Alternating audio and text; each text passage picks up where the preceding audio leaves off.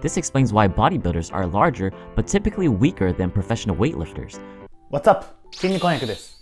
さあ今日は筋トレのセット数、回数の考え方の基礎見ていきましょう。筋トレをしていると出てくる悩み、何回何セットやればいいの？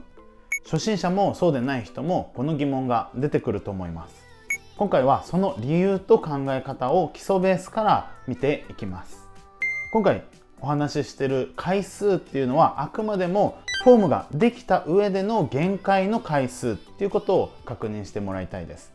例えばこの回数だったらこの目的になるからこれ以上やったら目的が変わっちゃうではなくて、限界で頑張ってやってるのにもう次の回数は上がらないっていう回数がここで言われている回数になります。なのでフォームができた上でもう上がらないっていう限界の回数を重さ、負荷を変えて設定をしていきましょうっていうところですね。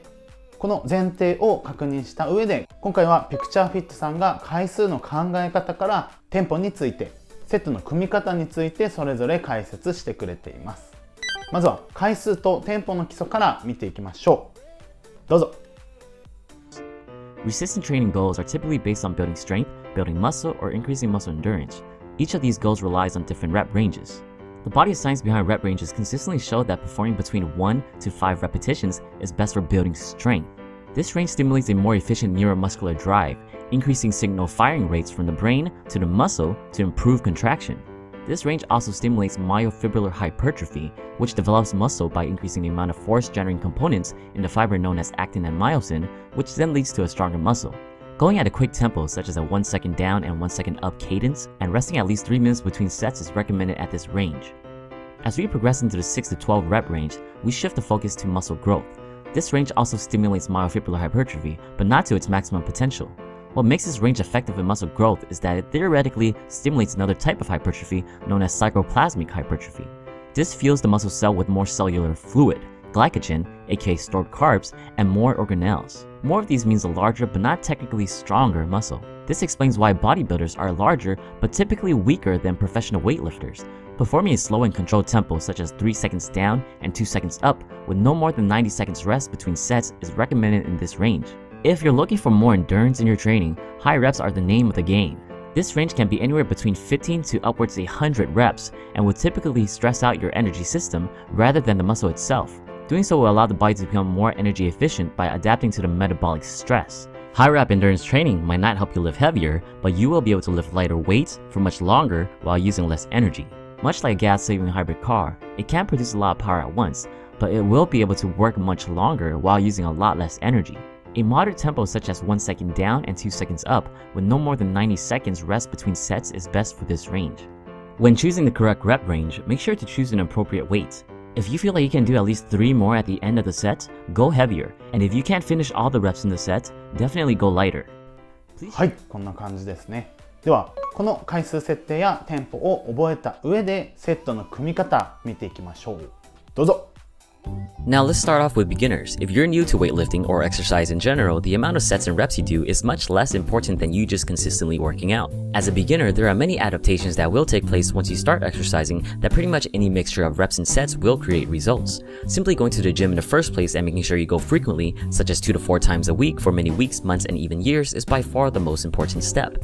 For non-beginners, reps and sets start to matter a bit more. Now, there are many experts within the industry that has advocated and shown great results with all types of reps and sets. Former heavyweight bodybuilder Mike Mentzer suggested that you only need to perform 1 set of an exercise all the way to concentric and eccentric failure, meaning that your muscles are so fatigued that you cannot possibly move the weight again under your own power. More sets were considered unnecessary. Mentzer, along with other notable figureheads in fitness such as Arthur Jones and Dorian Yates, went on to popularize a workout program known as high-intensity training, aka HIIT, focusing solely on 1 set training.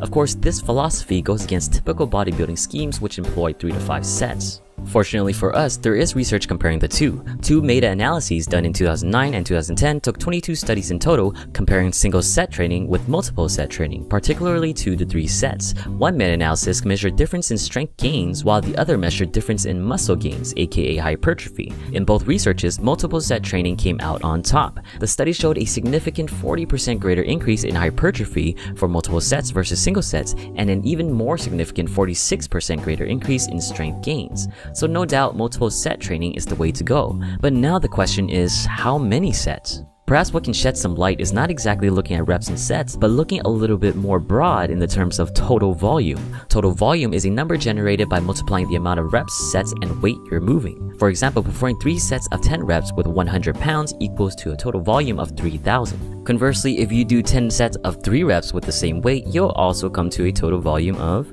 3,000. What the research says that even though the number of sets and reps are different, the gains in muscle hypertrophy are very close to being the same using the same total volume. In essence, this throws the claim out the window of performing 8 to 12 reps in order to, quote, build muscle, since the rep range isn't nearly as important as the total volume. But this only applies to hypertrophy. When it comes to strength, the studies show that the most important factor is the intensity. The heavier you lift, the stronger you become. Therefore, it still stands that a lower rep range between 3 to 5 reps is perhaps best for getting stronger, since going heavier means you shouldn't be able to do a lot of reps. But does this mean that if you're trying to build muscle, you can do pretty much any amount of reps and sets?